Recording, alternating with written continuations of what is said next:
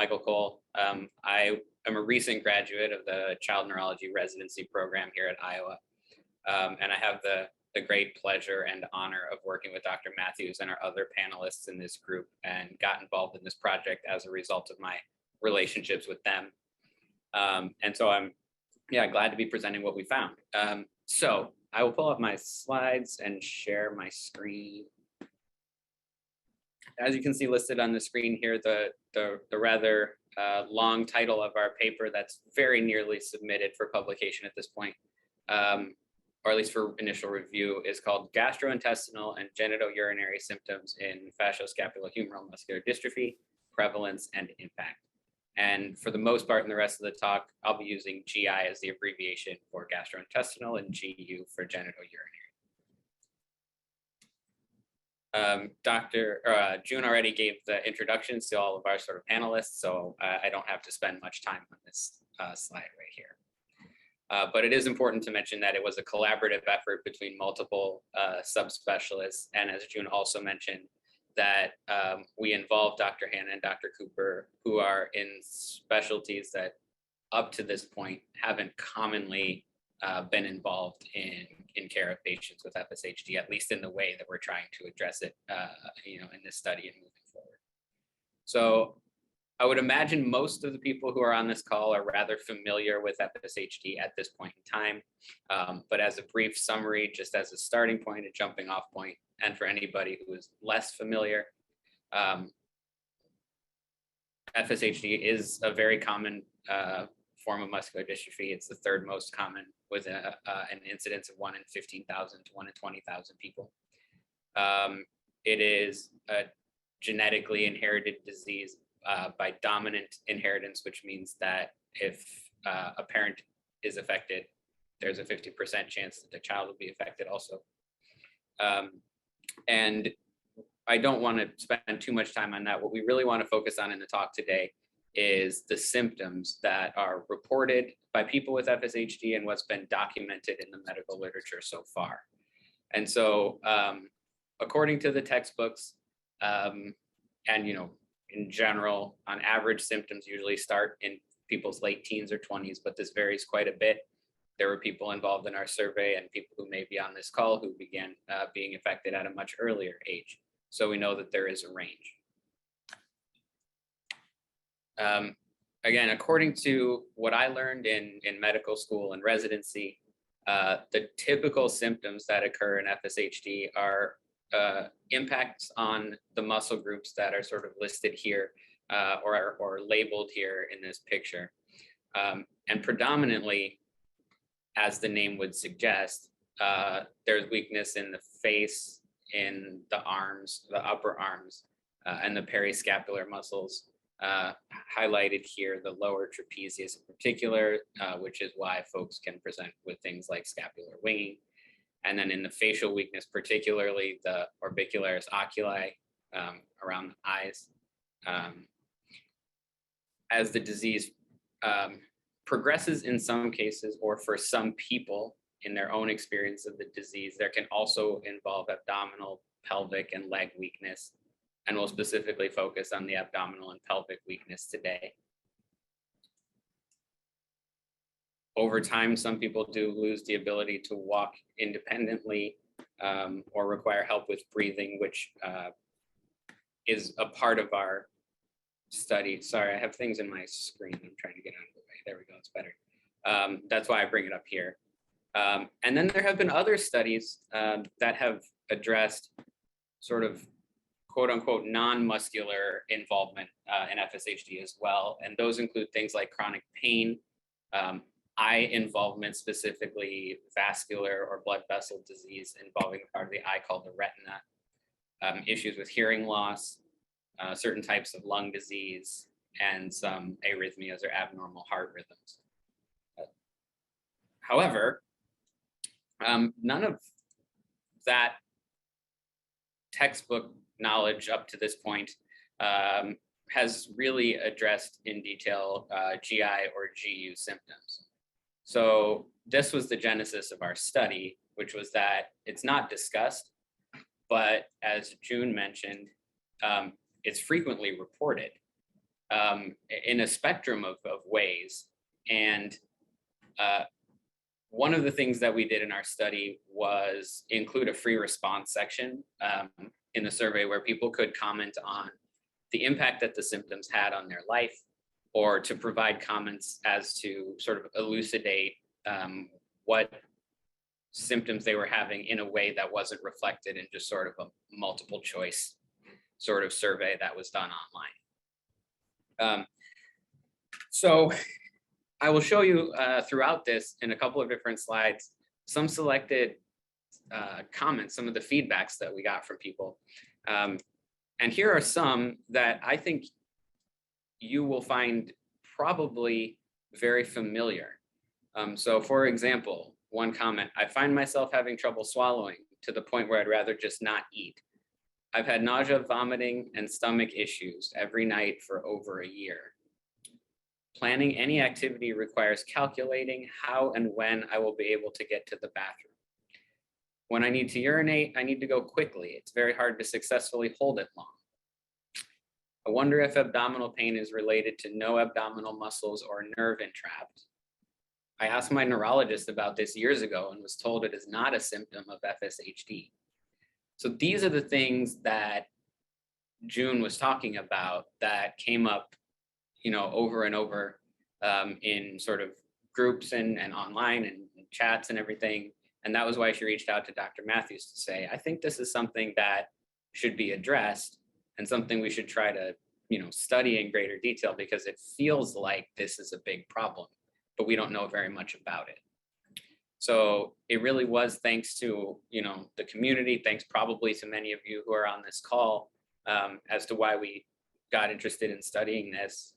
And similarly, thanks to you and others for participating in the survey so that we were able to generate the results that we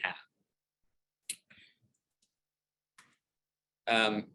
So our study design was essentially an online survey, which June also had mentioned.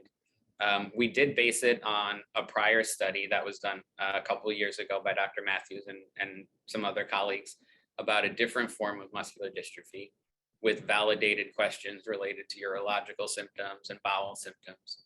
And we just made some minor adjustments to it to kind of update it and address a couple of different issues that we wanted to focus on in this study, specifically for FSHD, things like abdominal pain, which was commonly reported. We created the online survey and sent it out to the entire email registry for the FSHD Society, which is around 3,500 people. And we were looking for a comparison between people with FSHD and what we call healthy household control. So people who lived in the same home and therefore would have presumably similar diets, similar environmental exposures, but did not have a diagnosis of FSHD. We looked at 22 total symptoms that were divided into 3 categories: swallowing, bowel symptoms, and bladder or urinary symptoms. And we wanted to address both the frequency and the severity of these so we could try to understand not only are these symptoms happening more often in FSHD, but might they also be worse? And also, are they more impactful on the quality of life? Because again, as had been reported frequently, this is really bothering people and really impairing, daily functions.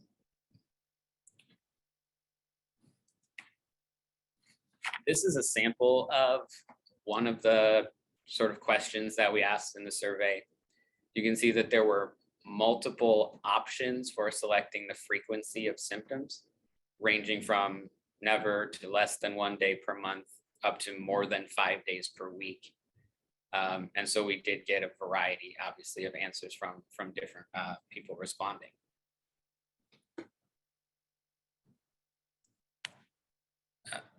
Eventually, when the data was collated and collected, we wound up with 702 people who responded, 652 of which were people with FSHD. Interestingly, and we'll address this part a little bit later, there's a very high number of folks in the group of respondents who had a known genetic diagnosis of FSHD, either in for themselves or family members, which was not necessarily unexpected, but we suspect that that indicates that this was a highly motivated group of people who are, well versed in the disease, as well as understandably had lots of questions about what this might mean for them or their loved ones. All of the people who responded were at least 18 years old. We did actually have some kids, but the numbers were so small that we weren't able to do an appropriate statistical analysis on people younger than 18. So those respondents were excluded. And on average, the median age of both groups was 56, so mid-50s. So we had a couple of key questions that we wanted to answer. And the first of those, and the most obvious one at this stage of our medical knowledge about these symptoms in FSHD, is, do these symptoms actually happen more often, right? This is what subjectively seemed to have been reported and what we were concerned about. So can we figure out if they're happening more often?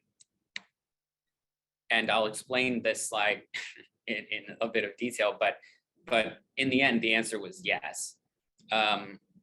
We employed a colleague of ours in the biostats department to do some analysis that I won't go into detail about. But what we ultimately found out was that there were 8 symptoms out of the 22 that came out as more common in the group of people with FSHD compared to the healthy controls. And they break down basically into 4 sort of categories. One of them is trouble with swallowing food. Again, something that was reported, something that you may have experienced yourself. And the specific questions or the specific symptoms that came out as significantly more frequent in FSHD were difficulty with swallowing food, so as opposed to difficulty swallowing liquids, as well as a need to modify how the person ate due to those swallowing issues.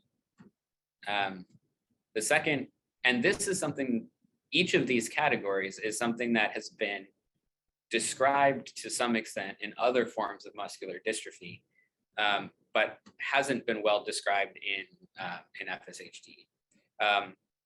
There is a very small study of swallowing problems that occurred about 15 years ago, but it wasn't a large group of people, and it wasn't particularly conclusive of anything. The second category here, abdominal pain and abdominal pain severity. Again, that was anticipated based on what we had been hearing, and indeed it was borne out that abdominal pain is very frequent and is a big problem for folks with FSHD. And then bowel and bladder control difficulties, incontinence, and associated discomfort was more frequent in the FSHD group. All of those 3, again, had not been addressed in any amount of detail in FSHD that we were aware of, but are also things that were or that have been described in various ways in other forms of muscular dystrophy. So there is, to some extent, a precedent where it would be reasonable, right, that could be a factor in FSHD as well. There were several symptoms that were similar in frequency between the 2 groups. Things like heartburn or reflux, diarrhea frequency, urinary discomfort, bedwetting, and you can see the rest of the list here. So it was a selected group when you compared all of the FSHD group with the controls, as well as symptoms occurring at any frequency. And so that was an important next step for us in our analysis, was, are the symptoms actually occurring enough for them to be what we would consider, quote unquote, clinically relevant? Meaning, was the difference only driven by symptoms occurring once a month or less? That seems, unlikely just logically, but if that were the case, to what extent is that bothering people? And I would imagine still pretty significantly, but there is a big difference between symptoms happening once a month or happening multiple times per week. And we wanted to see if we could characterize that and do it in sort of a quantifiable statistical way. And so what we did was we looked only at those symptoms that were occurring either more than or greater than or equal to 1 time per week, or greater than or equal to 50% of the time. We had a couple of symptoms that we asked questions in slightly different ways. So the response was, more than half of the time, all the time, less than half of the time, that sort of thing. And so what we found in this analysis was that 5 symptoms persisted. You'll notice that some are similar. So these 3 here, difficulty swallowing food, constipation, and abdominal pain, are ones that carried over from the prior slide. However, when we did this analysis, we also found a couple of other symptoms that popped out at this frequency that were occurring more in the FSHD group. And that was food getting caught on the way down. Again, it came up again in the comments, people saying, I have trouble swallowing pills. I have trouble swallowing, dry objects. It seems like they just don't go down well, they get stuck. And indeed, that was sort of borne out here in our statistics. And then also people reported having painful bowel movements, which, of course, in the context of, significant longstanding abdominal pain, as well as more frequent constipation, is a logical association. Interestingly, the urinary symptoms or the bladder symptoms that were noted before didn't show up in this particular analysis. But there are other things that we'll address in regards to that later. The other thing that we wanted to try to figure out, or another thing, because there were several, was, do the symptoms get worse as the disease progresses?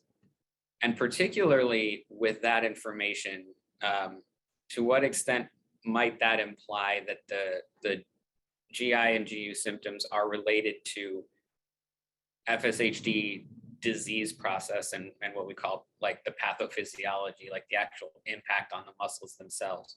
How much was that a role versus other associated factors that are still part of FSHD, like trouble physically making it to the restroom?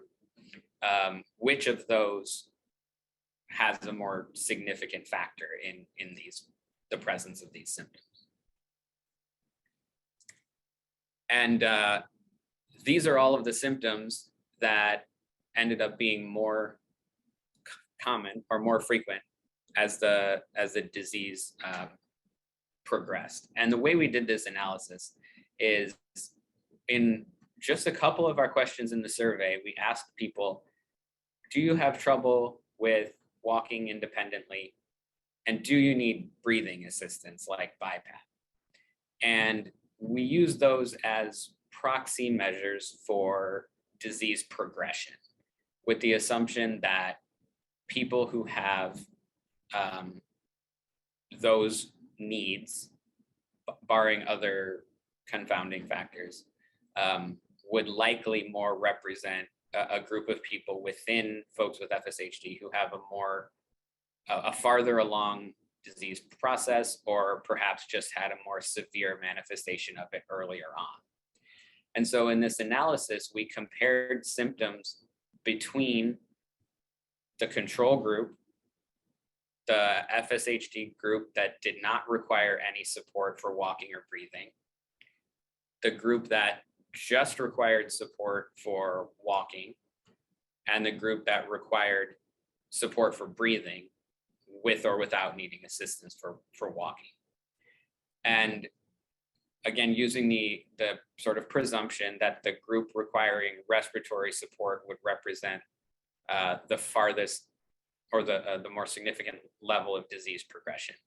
And so what I'm showing in the results here is all of the symptoms that occurred more frequently in the group requiring respiratory support than even the group of people with FSHD who required assistance with walking or no assistance for walking at all, which indicated to us that it's not just presence versus absence of this muscular dystrophy, but also, you know, the progression or severity of the condition that it has some amount of impact on the manifestation of these symptoms.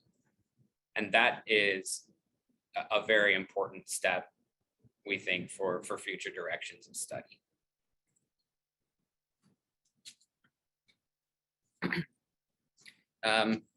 Finally, what we also wanted to address was, can we make sure we prove, or can we prove, that quality of life is impacted by these symptoms?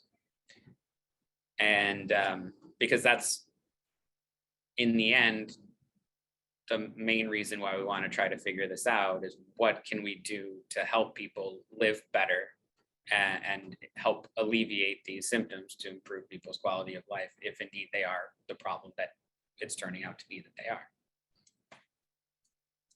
And you can see here with, you know, highly statistically significant numbers, that each of the individual categories of swallowing symptoms, bowel symptoms, and urinary symptoms significantly impacted in a negative way our respondents' quality of life. And that's borne out in the comments again as well. And this is just a couple of the ones that we saw, but again, might reflect what your own experience has been, that, you know, this has a huge impact on my quality of life. I have to dehydrate myself if I need to go out anywhere. That came up again and again, people saying, I just can't go be in public without planning. I need to find, you know, a restroom that works for me. I need to sit near the bathroom. I need to make sure that I, you know, haven't had anything to drink for a while before I go, or else I worry I'll, you know, have an accident and embarrass myself. You know, again, the second comment here, this has left me with embarrassment on numerous occasions. And again, this idea that these issues need to be discussed more and shared more, so that collectively we have the tools to help people combat this in a more effective way.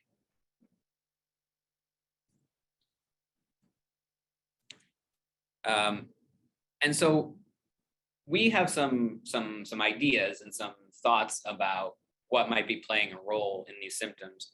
And certainly more study is needed in many different ways, and I will get to that. But first, as a tip of the hat to the people in the community who generated this study from the outset, there are also people who have really good ideas about why these symptoms might be happening. And it makes sense to me, because you are the people who have been experiencing this for a long time and have been thinking about it for a long time and have been wondering, man, I really wish there was something to be done about this, or somebody could explain what's going on. And so some representative comments again, my urine stream's weaker since my muscles got weaker. My swallowing troubles due to muscle atrophy of the mouth, inability to keep liquids and food inside the mouth. It's uncomfortable with core muscles no longer supporting the bowels and bladder. I wonder if the possibility of weakening in the bowel muscles replicates IBS. Swallowing difficulties caused by collapse of the trunk. Trunk collapse also compressing the lungs, diaphragm, intestines, bladder, etc., can accentuate these issues. And again, many comments like these that came up in those responses, and people thinking hard about, what is it about my body that's changed that might be factoring into these symptoms that I'm experiencing. And so we, in our paper, broadly propose 3 possible factors, and with the understanding and the caveat that with the available data that we have, we can't prove any of these, And that's what future studies would hopefully address. But the first is FSHD related mobility limitations. So some of the issues like can't make it to the bathroom in time, sudden urinary incontinence. Certainly part of the challenge may just be that it's physically difficult to get to the bathroom on time, because either it's hard to walk or other associated issues. And obviously understanding that not everybody obviously has gait difficulties. The second thing is the abdominal wall and pelvic weakness. And that was part of the reason in particular why we employed Dr. Cooper and Dr. Hanna in this study, so that with their expertise in the physiological function and mechanisms of bowel function and pelvic function, they could help us analyze and assess whether weakness of the skeletal muscles in those areas would have impacts on function, leading to the symptoms that people experience. And it does make sense that weakness of pelvic musculature, pelvic girdle, abdominal wall would lead to structural or physical impairment in the function of the organs in those areas if there's compression of organs in ways that they're not meant to be, for example. And then the last thing that definitely requires more investigation is, are there abnormalities of the smooth muscle that happen as a result of FSHD? So as a quick sort of aside or summary, we talk about and we learn about that there are two different predominant forms of muscle in the body. One is the skeletal muscle, biceps muscles, abdominal muscles, etc. And then there are smooth muscles that make up things like the walls of blood vessels or parts of the intestines, parts of the esophagus, parts of the bladder. And so is it possible that although FSHD has been described as a skeletal muscle disease, is there also smooth muscle disease as part of the disease process in itself? And again, there's some evidence that other forms of muscular dystrophy have smooth muscle involvement, but as opposed to the symptomatic manifestations, the actual physiology of FSHD is different than the others, such that we can't, draw any meaningful comparisons or conclusions there.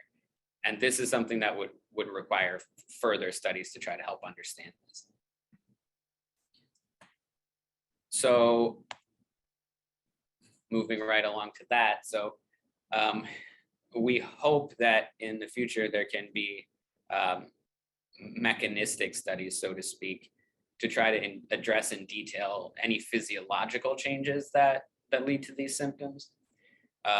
So there are certain tests, for example, esophageal manometry, so that can actually test muscular function of the esophagus, and may be able to pinpoint specifically which parts have functional difficulties in people with FSHD, or may identify, is it just the upper part of the esophagus and therefore is just skeletal muscle and not smooth muscle. And then similarly, urodynamic studies. So these are studies of basically bladder function. And again, similarly addressing muscle function and trying to get at, are there specific muscle groups, specific parts of the bladder or the associated sphincters that are impaired in FSHD versus people without the disease. And the other part that we would propose is a study with a different design, so a population-based study.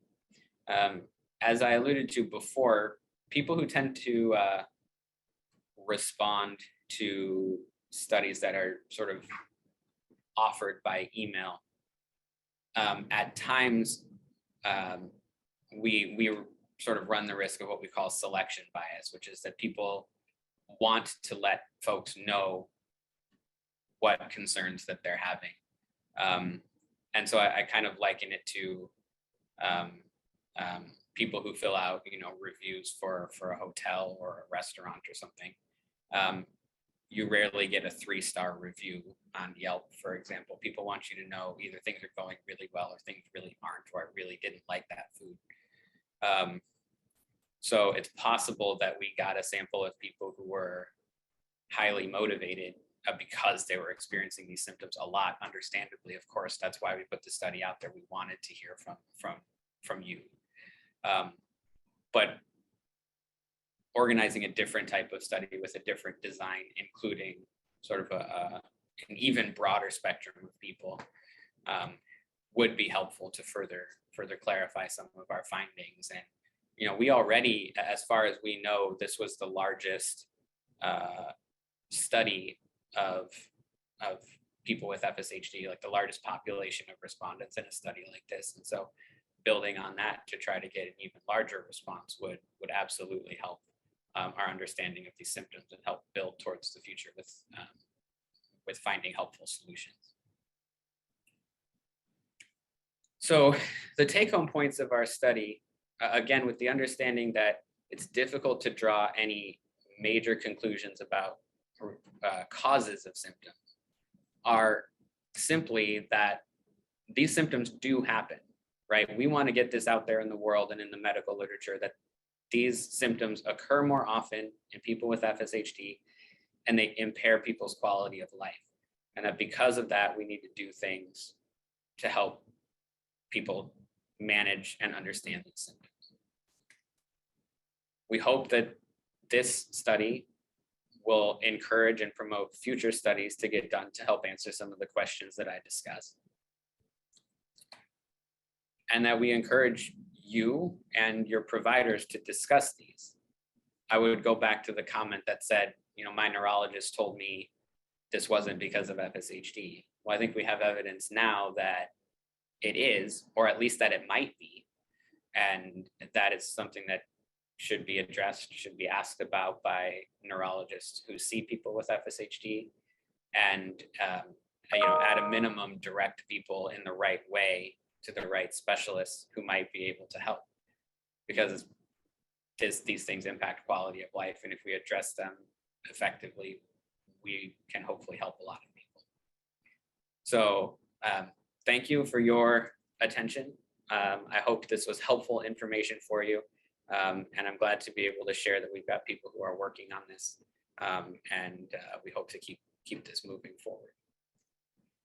Thank you to all of our collaborators, including June and all of you, for getting us involved with this project.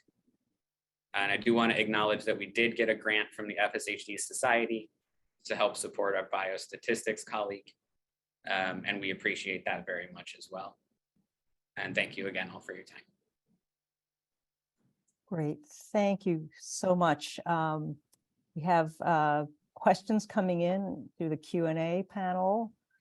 So those of you in the audience, if you have questions for our speakers, you can post them in there. Before we jump into questions, I was wondering if the other co-authors have any comments or additional remarks they'd like to make.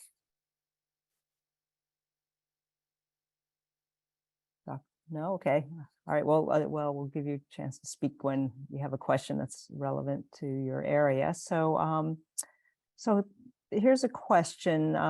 Given the relatively high median age of people who respond to the survey, have you thought about, how can we separate the FSHD relationship from just age-related issues that might, GI/GU issues that might come up?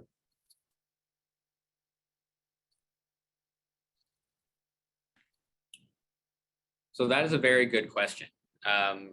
We did not particularly control for age, but it's built in to our control group. So the fact that the groups are of the same median age or same average age should help us, account for that, because we would assume that if it was predominantly an age-related phenomenon, then or exclusively an age-related phenomenon, we wouldn't see a difference between the two groups. So even people at the same age still have more symptoms in FSHD. Good. Thank you. I will probably maybe preempt another question as well. One of the things that came up was, well, what about prostate issues, in men? What about bladder or vaginal prolapse issues in women who, have been pregnant and those types of sex-related differences? And we didn't see any differences in sex comparisons either. Okay, great. Thank you. There's a question. Is there any thought or evidence that the GI issues could be due to autonomic neuropathy? I don't know the answer to that question. Certainly in general, GI symptoms can be related to autonomic issues or autonomic neuropathy. But as far as I'm aware, that's not been studied or demonstrated in FSHD. And it seems more probable that there is a muscular component more predominant than a neurological component. It's a question regarding whether, I think they're asking if this was asked in the survey, which is, was urinary retention something that you asked about? If someone's not able to void the bladder. Right. We pull up the question. Oops. Are you looking at the Q&A? I'm sorry, I just. Yeah. I can speak up just a Sure. little bit on that. This gets back to evaluating sort of symptoms versus what we were mentioning about not really knowing the mechanism. And so symptoms of urinary retention can be that sense of incomplete emptying, which quite a few of the patients noted, slowing of the stream or difficulty getting the stream started. Those can all be related or sort of symptom of type of retention as well. And that feeling that you've got to go again 15 minutes later could either be from retention or that could still be related to overactivity in the bladder. And so the only way to know for sure is there actually a urinary retention really is somebody voids, and then you can do an ultrasound or scan them and see is there a lot left in the bladder. It still wouldn't tell us necessarily the mechanism here, and that's we can come up with certain scenarios where we think, well, maybe this is going on, but it's also hard to exclude just the impact of constipation and the bowel issues, which we know affect bladder function as well. We see that time and again. Oftentimes, if you get the bowel function working better, the bladder function gets better as well. And so again, we just don't know that the actual mechanism behind a lot of these symptoms just based on a survey. So there's a question here now about, I guess, the management of these urinary issues. I think maybe I'll more generally, like, what are some of the options available to patients? And would you know if any of those recommendations would be specific to FSHD as opposed to what you would recommend for a non-FSHD patient with similar symptoms? Yeah, I don't think there'd be, again, the knowledge base of what's actually going on with FSHD or some of the other muscular dystrophies is so minimal that I'm not sure that anybody's going to have specific recommendations. And so what we would do is similar to other patients with these type of symptoms is first try to figure out what's going on. If, for example, if you've got urgency and having to go frequently, is that because the bladder's overactive, or is it because you're not emptying the bladder out well? Or is it because the sphincter muscle just is no longer able to tighten up? And we know there is sort of a guarding reflex when that sphincter can tighten, then it can suppress an unstable bladder contraction. And so if we know the mechanism of what's going on, then there are certain things you can do. There's medications that you can use, the gotta go kind of medications to relax the bladder, so it's not so overactive, might be useful.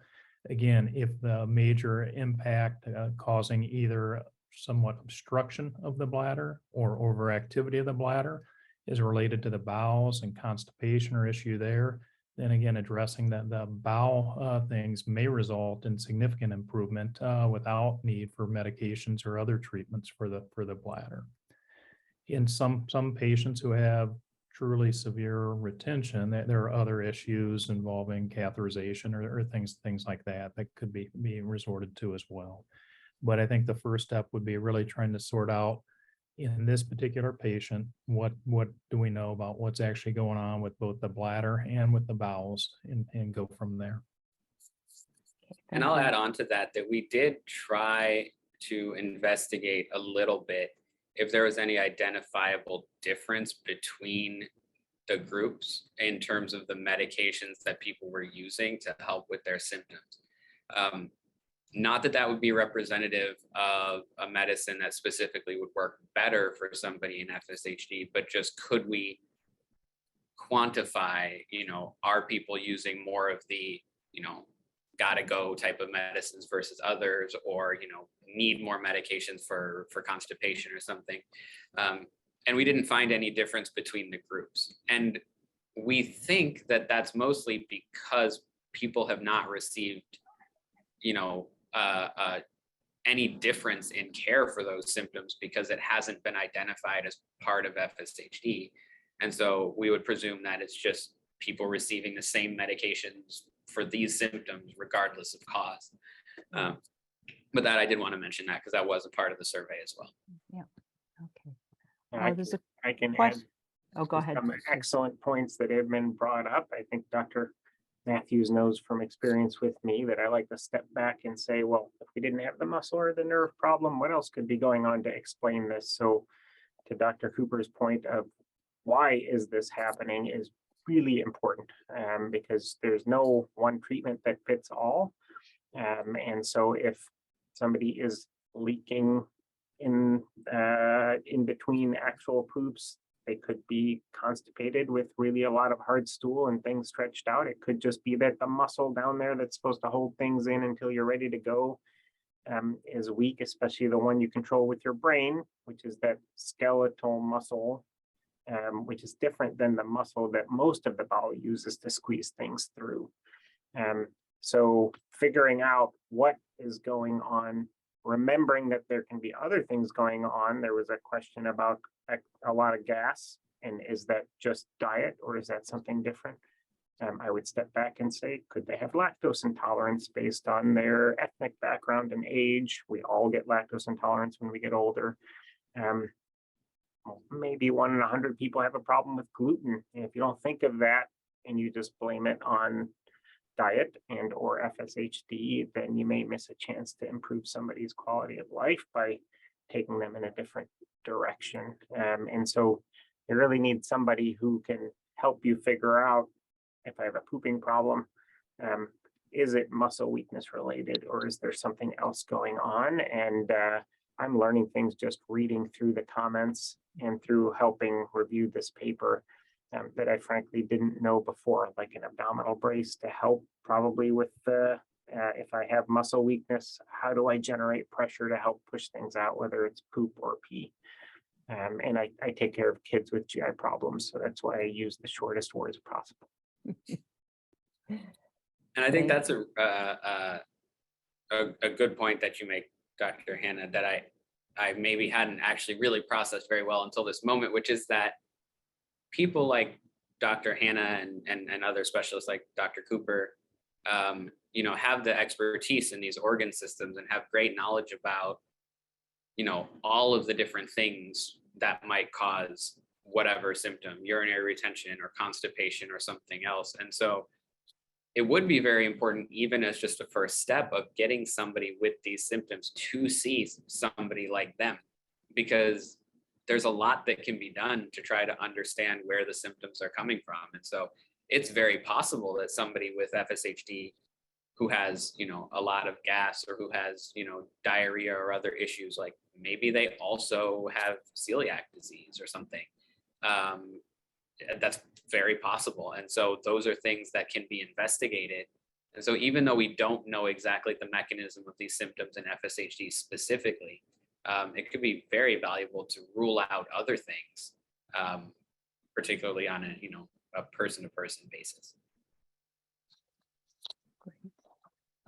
There are a couple of questions here. I think people are wondering like what the survey itself covered in terms of causes of abdominal pain and discomfort. So someone's asking if the survey asked about diverticulitis, and another question asked more generally, what was the scope of things you covered with regard to exploring causes or types of abdominal pain?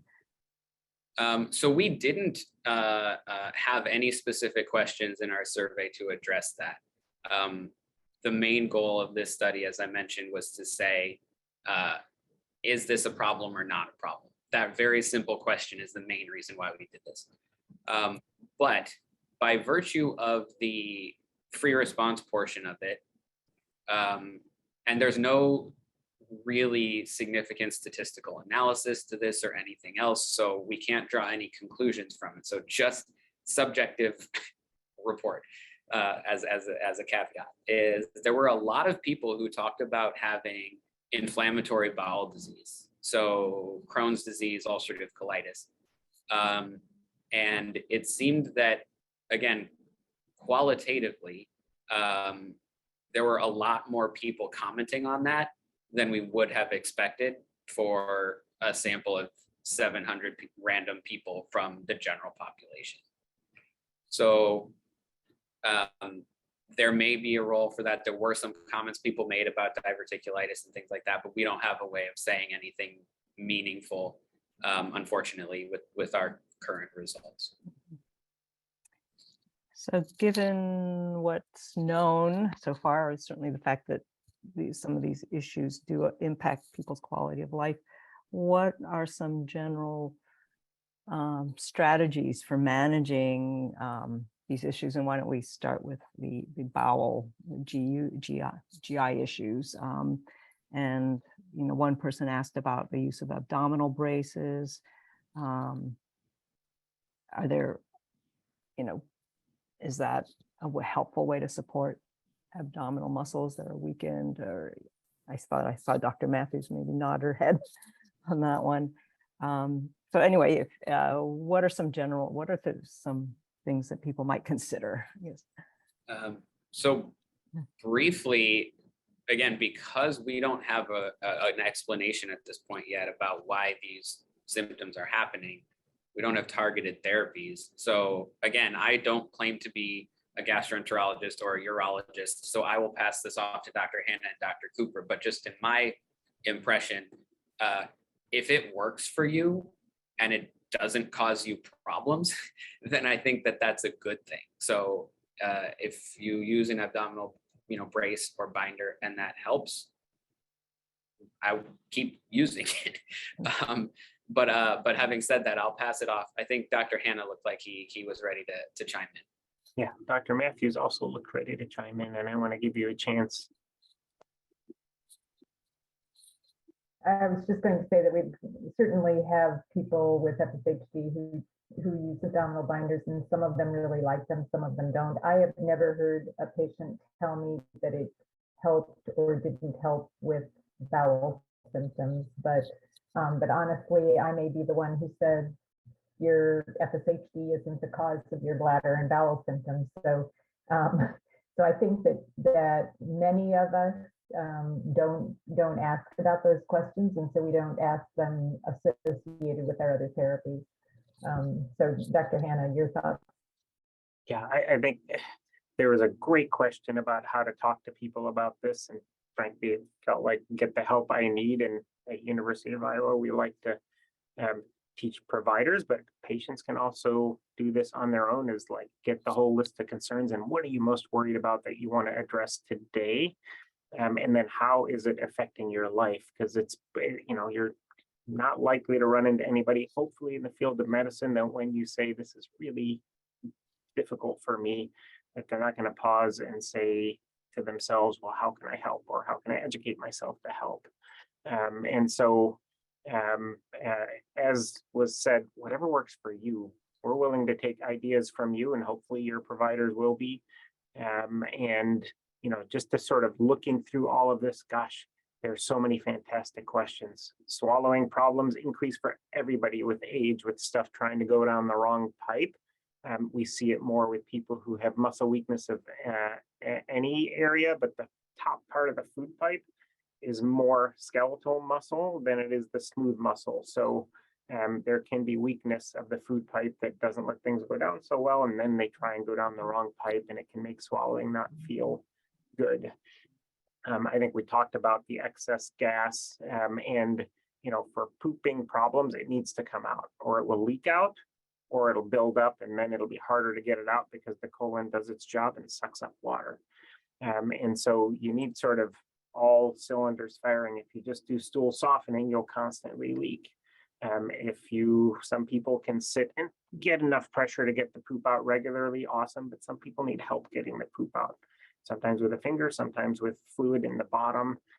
So every person is different, and things change for you over time. And so having to kind of keep up with things. And there was a fantastic question about the flora, which means the bacteria, the bugs that live inside our gut, because there's 10 times more of those than there are human cells in the rest of our body. And so if you've been on antibiotics for any reason, you can expect a change in poop, and sometimes the bloating symptoms. And although retention, so things not coming out, isn't usually dangerous in the gut side of things, it can be if it really gets to be a whole lot and it just doesn't have a chance to come out. So I think I kind of touched upon a little bit of everything. Talking too long, I will give the floor. No, you did an amazing job. There was a question asking whether pelvic floor dysfunction might be something that arises from being confined to the wheelchair. And could that be a contributing cause? Dr. Cooper, do you have thoughts? Yeah, it certainly could. We've thought about that as well. Again, in general, we think about the pelvic floor muscles probably getting weaker, but that doesn't fit with a lot of the symptoms we're hearing. And again, so little is known. It's hard for me to give any specific explanation for it. I can come up with some mechanisms, just like you just mentioned as well. Is it sitting there leading to some pelvic floor dysfunction? Is there some degree of prolapse of the organs? They're not held in the right position because of this. Could that lead to some structural sort of kinking along the urethra? All of these things are possible, but again, I sound like a broken record. There's just not a lot of information out there to know, is there, one thing or multiple things that are going on? Do these things become more prevalent with disease progression? All of those type of things. And so again, I think the knowledge coming out from this study is, one, how prevalent it is, and two, what a major impact it has on quality of life. And then take home point from me would be, again, every patient's got to be sort of assessed individually, and we try to get to the bottom of what's really going on, and then individualize the therapy based on that. Right. So I just wanted to mention, we have a Zoom group that meets every month called Women on Wellness. And this month, earlier, I think they had a physical therapist who specializes in Kegel exercises to strengthen pelvic floor. So this was something of interest. Well, women are often interested in this issue, especially following childbirth and just with aging. So, but they were exploring that as a way to help address some of the incontinence issues that people were experiencing. So I just wanted to mention that there's a group discussing this, exploring these issues. The same group also produced a really wonderful set of recommendations, just more without knowing what the cause is, just how to address it from a lifestyle standpoint. How to manage incontinence, and they had a ton of wonderful recommendations. So we had a blog post about that. I just wanted our audience to be aware of it. And I'll add a link to that when we post this video on YouTube. So are there any final, we're kind of out of time, but are there any parting thoughts? I would just, I would say to everyone that, this was a very, all things considered, a pretty simple study with a pretty basic outcome. But it was very important that we did it and that we are able to disseminate this information. Because until now, there wasn't really anything out there saying, yes, this is a problem. So scientifically, that's a big step, and it probably doesn't feel all that helpful in terms of, how can we actually help your symptom be better? But I think this is, validation in a manner of speaking for those people who have been struggling for a while with these symptoms, to say, okay, there are some people out there who recognize that this is a problem, that it's at least probably related to FSHD. And so if I, talk to somebody and they say, oh, no, that's not the issue. Well, now you have some support to say, man, maybe it actually is. And can I talk to somebody about this? Thank you so much. And as you mentioned, it also points to the need for more research, and that we hope people listening will start thinking in that direction. What else? What do we need to know next? So thank you all so much for being here today. Thank you to our speakers. And just next month, our FSHD University webinar will be with Dr. Jeffrey Statland, reviewing the drug development landscape. Very exciting times with upcoming clinical trials, phase 3 in progress and 2 phase 2s about to start. So tune in next month to get the latest information about that. Thank you so much. Bye, everybody. Thanks, everybody.